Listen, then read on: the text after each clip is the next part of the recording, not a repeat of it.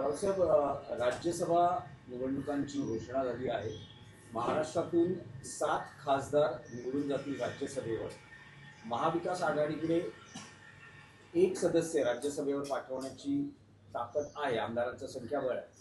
असं पाहता शरद पवार हेच महाविकास आघाडीकडून राज्यसभेवर जातील की आणखी काही पर्यायांचा विचार होईल? शिवसेनेची भूमिका काय? एक लक्षात घ्या, महाविकास आघाडी म्हणून जर ही जागा आम्ही लढणार असं ठरलं तर महाविकास आघाडीचे तिन्ही पक्ष एकत्र बसतील. त्याच्यामध्ये फक्त राज्यसभेचा विषय नाही, विधान परिषदेच्या निवडणुकासुद्धा याच्यामध्ये आहेत. त्याच्यामुळे विधान परिषदा कोणी घ्यायच्या, मग राज्यसभेच्या एका जागेवर कोणी जायचं, त्या बदल्यात इतर पक्ष काय घेऊ शकतात, ह्याच्यावर चर्चा होईल. आणि ती चर्चा फार लांबणार नाही. चंद्रपूरप्रमाणे निकाल लागेल आणि चर्चा सुरू आहे. जागा एकच आहे आणि महाविकास आघाडी 3 प्रमुख पक्ष आहे आणि तिन्ही पक्षाचे लोक निवृत्त होत आहेत. स्वतः शरद पवार साहेब निवृत्त होत आहेत आणि त्यानंतर इतर काही प्रमुख सदस्य निवृत्त होतात. शिवसेनेचे एक सदस्य निवृत्त होत आहेत, काँग्रेसचे निवृत्त होत आहेत. अशा वेळेला तिन्ही पक्षाच्या लोकांनी एकत्र बसून राज्यसभा आणि विधान परिषद या संदर्भात निर्णय आणि वाटप हे तात्काळ पूर्ण करावं लागेल आणि त्याची प्रक्रिया आता सुरू होईल. पण काँग्रेस पाठिंबा देईल का? म्हणजे शरद पवारांच्या नावाला पाठिंबा देईल का? कारण असं आहे की विलिनीकरणाच्या चर्चा बघा, विलिनीकरणाच्या फक्त चर्चा असतात. विलिनीकरण झालंय का? चर्चेवरती विश्वास ठेवता येत नाही. बातम्या येतात, अफवा पसरतात, पण या क्षणी शरद पवार किंवा त्यांचा पक्ष महाविकास आघाडीत आहेच, हे सुद्धा नाकारता येणार नाही. त्यांच्या पक्षातर्फे कोणी अधिकृतपणे असं जाहीर केलेलं नाही की आम्ही महाविकास आघाडीचा घटक नाही किंवा आहोत. ते आहेत. लोकसभेला आम्ही एकत्र होतो, विधानसभेला आम्ही एकत्र होतो, महानगरपालिकांमध्ये एकत्र होतो. त्याच्यामुळे ते महाविकास आघाडीमध्ये आहेत. काँग्रेस आहे आणि शिवसेना आहे. तिघांना एकत्र बसून निर्णय घ्यावा लागेल. पण रावसाहेब, तुम्ही 2 दिवसापूर्वी असं म्हणाला होता की शरद पवारांनी ही इच्छा व्यक्त केली आहे की त्यांना राज्यसभेवर जायचे आहे. शिवसेना युबीटी, तुम्ही आणि पवारांची चर्चा झाली. तुम्ही माननीय शरद पवार साहेबांशी जेव्हा माझी चर्चा झाली तेव्हा त्यांनी आपली भूमिका आणि इच्छा व्यक्त केली, होय मी राज्यसभेत जाणार आहे, म्हणजे मी उमेदवार आहे, हे त्यांनी माझ्याकडे ती भूमिका व्यक्त केली, इच्छा व्यक्त केली की मी राज्यसभेसाठी उमेदवार म्हणून मी इच्छुक आहे आणि मी निवडणूक लढणार आहे. आता ह्याच्यावर महाविकास आघाडी चर्चा होईल, कारण प्रत्येकाचे सदस्य निवृत्त होत आहेत. पण जेव्हा शरद पवार साहेबांसारखा ज्येष्ठ नेता जेव्हा अशा प्रकारे इच्छा व्यक्त करतो तेव्हा त्याच्यावरती वेगळी चर्चा होते. पण रावसाहेब, काल जी महाराष्ट्र काँग्रेस कमिटीची बैठक झाली, काँग्रेसमधल्या नेत्यांच्या एका गटाला असं वाटतंय की जी महाराष्ट्रातली राजकीय परिस्थिती दिवसागणिक बदलते आहे, शरद पवार हे कदाचित भाजप एनडीए सोबत जाऊ शकतात, तर अशा वेळेस दुसऱ्या पर्यायाची आपण का चाचपणी करू? मी तुम्हाला खात्रीनं सांगतो, शरद पवार हे भारतीय जनता पक्षाबरोबर जाणार नाही. मी त्यांच्या पक्षाचा स्पोक्सपर्सन नाही किंवा नेता नाही, पण मी जे काय पवार साहेबांना ओळखतो, मला जे काही शरद पवार माहिती आहे त्याप्रमाणे मी खात्रीनं सांगतो, शरद पवार कोणत्याही परिस्थितीत भारतीय जनता पक्षाबरोबर जाणार नाही. काँग्रेसने उगाच ती भीती बाळगू नये. आजही काँग्रेसचे दिल्लीतले ज्येष्ठ नेते हे शरद पवारांच्या संवाद आणि संपर्कात आहे. पण त्यांचं तेच म्हणणं आहे, या नेत्यांचं महाराष्ट्रातलं काय म्हणणं आहे त्यापेक्षा दिल्लीचं काय म्हणणं, दिल्लीतल्या आम्ही पक्षश्रेष्ठींशी चर्चा करू, त्यानंतर आम्ही. बरोबर आहे, चर्चा केली पाहिजे. आम्हीही माननीय शिवसेना पक्षप्रमुखांशी चर्चा करू. हायकमांडची चर्चा ही व्हायलाच पाहिजे ना, त्याशिवाय निर्णय कसा घेणार? पण रावसाहेब, तुम्ही म्हणाल की हा फक्त राज्यसभेचा नाही तर विधान परिषदेचाही विषय आहे. होय. मे मध्ये ज्या विधान परिषदेच्या जागा रिक्त होत आहेत त्यात उद्धव ठाकरे या मी यापूर्वी तुम्हाला माझं मत दिलेलं आहे. उद्धव ठाकरे पुन्हा विधान आम्ही परिषदेवर आम्ही त्यांना विनंती करणार आहोत सगळे की तुम्ही विधिमंडळात असणं गरजेचं आहे. ही माझी स्वतःची भूमिका आहे पक्षाचा नेता म्हणून. माझ्या इतर सहकाऱ्यांनाही असं वाटतं की पक्षप्रमुखांनी, ते माझे मुख्यमंत्री आहेत, त्यांनी विधिमंडळात असणं हे आतमधल्या आमच्या आमदारांसाठी, संघटनात्मक विधिमंडळातल्या बाबींसाठी अत्यंत आवश्यक आहे. पण शरद पवार या प्रकारे म्हटले की मी उमेदवार, तसं उद्धव ठाकरे सुद्धा तसं म्हणजे इच्छुक आहेत किंवा स्वतः उद्धव ठाकरे इच्छुक आहेत का? माननीय शरद पवार साहेबांनी माझ्याकडे जे मत व्यक्त केलं ते मी तुम्हाला सांगितलं. नाही नाही, उद्धव ठाकरेंनी तुमच्याकडे तसं मत व्यक्त केलं आहे की आम्ही ते विधान नाही आम्ही उद्धव जाण्यासाठी मी स्वतः इच्छुक या आहेत. संदर्भात उद्धव साहेबांशी एकदा बोललेलो आहे की आपल्याला निर्णय घ्यावा लागेल आणि तुम्हाला तो निर्णय घ्यावा लागेल. आमची इच्छा आहे की तुम्ही पुन्हा विधिमंडळात जाणं गरजेचं आहे. काँग्रेसला ते काय काय म्हणाले? काँग्रेसच्या निर्णय घ्यावा लागेल, जाणार, निर्णय घेतला का? राज्यसभा जर राष्ट्रवादीला जाणार म्हणजे शरद पवार जाणार आणि विधान परिषद बसू ना आम्ही, आधी बसू मग बोलू. त्यासाठी बसावं लागेल. नाही नाही, पण राऊत साहेब आता यांनी पण विचारलं, शरद पवारांनी जशी इच्छा व्यक्त केली ते अनुकूल आहे. तुम्ही जेव्हा उद्धव ठाकरेंशी चर्चा केली, उद्धव ठाकरेंचं मत काय आहे? आम्ही त्यांना तुम्हाला वाटतं मत का? सांगू ना 1-2 दिवसामध्ये. अजिबात चिंता करू नका, आम्ही मत सांगावंच लागेल ना. नाही, पण राऊत साहेब आता जसं राज्यसभा आणि विधान परिषदेचा उल्लेख केला, आणखी एक घटना काल महाराष्ट्रात घडली आहे की राज ठाकरे यांनी एकनाथ शिंदे यांच्या शासकीय निवासस्थानी त्यांची सदिच्छा भेट घेतली आहे.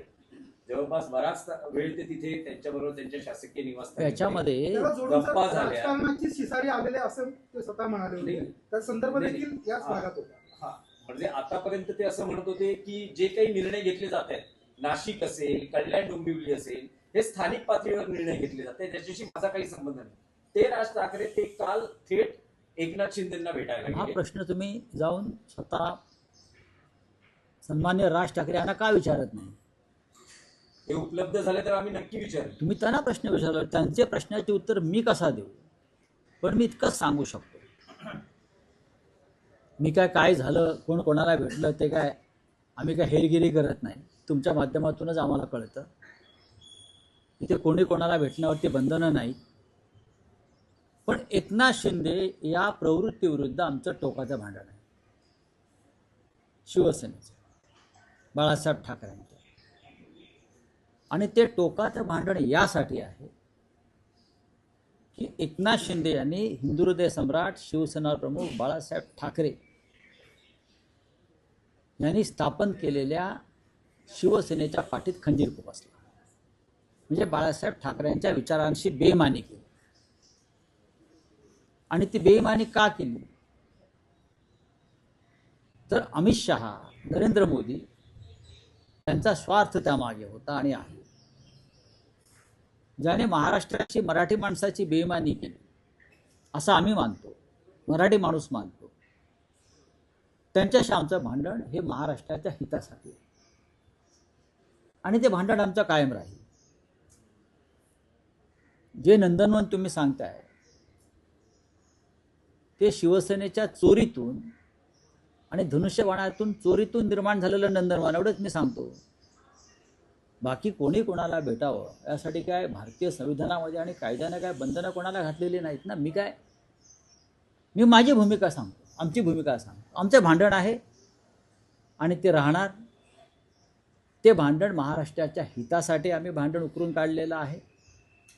कोणीही यावं आणि बाळासाहेब ठाकरेंच्या विचारांवर थुंकावं अशा पद्धतीनं दिल्लीच्या मदतीनं हे आम्हाला चालणार नाही.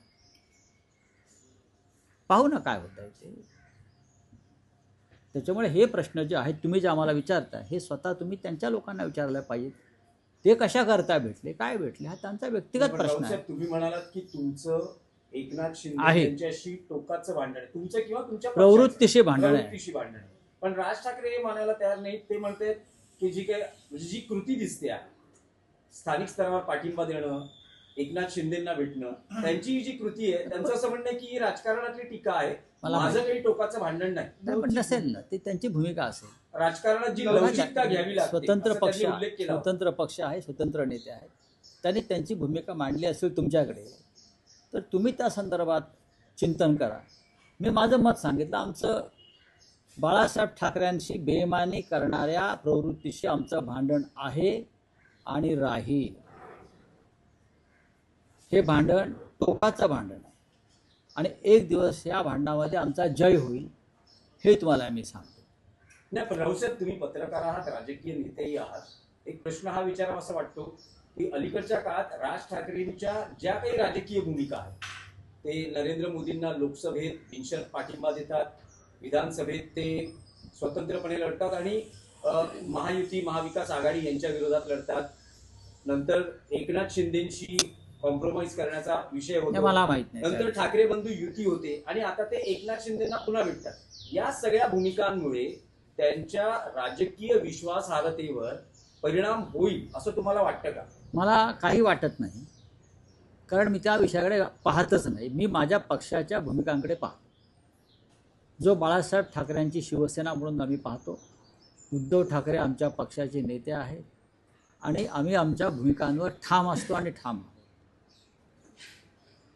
पण एक प्रश्न इतर पक्षामध्ये काय चाललं आहे त्याच्याविषयी मत व्यक्त करण्याची आम्हाला गरज नाही.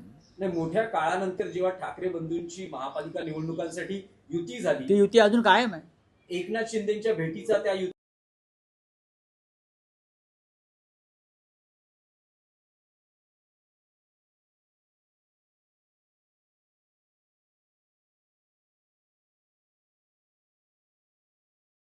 आहे तर तुम्ही कशा करताय ताण घेताय? ताण घेऊ नका तुम्ही, माझी तुम्हाला विनंती आहे. राऊत साहेब, चंद्रपुरामध्ये भाजपला बोलिये. शिवसेनेने साथ देणं हे दुर्दैवी आहे असं म्हणाले केली. चंद्रपुरामध्ये उभाटाने भाजपला साथ देणं हे दुर्दैवी आहे असं काँग्रेसचे प्रभारी चेनिताला म्हणाले. एक लक्षात घ्या, चंद्रपूरमधला प्रकार हा दुर्दैवीच आहे. हे मी वारंवार सांगतोय, आमच्यापैकी इतर कोणी सांगणार नाही. काँग्रेस पण त्याला जबाबदार काँग्रेस पक्षातली दुफळी आहे. भारतीय जनता पक्षाला चंद्रपुरात सत्ता मिळणं शिवसेनेच्या एका आमच्या गटाच्या तिकडल्या मदतीनं हे दुर्दैव आहे. उद्धव ठाकरे साहेबांची ती भूमिका नव्हती आणि नाही, एवढंच मी सांगू शकतो. नाही, ठीक आहे. आता कुठे प्रत्येक तालुक्यावर बोलू शकत नाही आपण. बोला. पंतप्रधान नरेंद्र मोदी यांनी 2016 मध्ये जे अरबी समुद्रामध्ये शिवस्मारक उभारावं अशी ती घोषणा देखील केली होती. जल अभिषेक देखील त्यांनी केला होता. परंतु अजून 10 वर्ष झाले देखील त्या शिवस्मारकाला जो तो मृत सापडत नाही. परवाच ते फ्रान्सचे अध्यक्ष मॅक्रॉन यांना घेऊन गेटवे ऑफ इंडियाला गेले होते. गेटवे ऑफ इंडिया त्यांनी दाखवलं, समुद्र दाखवला मॅक्रॉनला. खरं म्हणजे त्यांना त्यावेळेला त्या समुद्रामध्ये आपण 10 वर्षापूर्वी छत्रपती शिवाजी महाराजांच्या स्मारकाचा जलाभिषेक केला होता. हे स्मरण त्यांना व्हायला पाहिजे होतं, पण त्यांना आता स्मरण होणार नाही, कारण निवडणुका नाही आहेत. निदान देवेंद्र फडणवीस यांना स्मरण असायला पाहिजे. त्यांना मतदान करणाऱ्या या ढोंग्यांना, मतदारांना स्मरण असायला पाहिजे होतं, पण ते दुर्दैवानं नाही आहे. बोलिए, क्या हिंदी में? सर, ये अजीत दादा की प्लेन घटना को नहीं, हो गया हो, उनके बार बेटे बार जय पवार ने नहीं, सोशल मीडिया पे पोस्ट हम उसके किया बारे है में बार बार बात नहीं कि करेंगे. तो तो महाराष्ट्र की जनता को इस और घटना कुछ को है? लेकर पार्टी का पूरा बोलिए. हक है नहीं, जानने का। नहीं, ठीक है, कल मैं 10 दिन बोल रहा हूँ इस बारे में.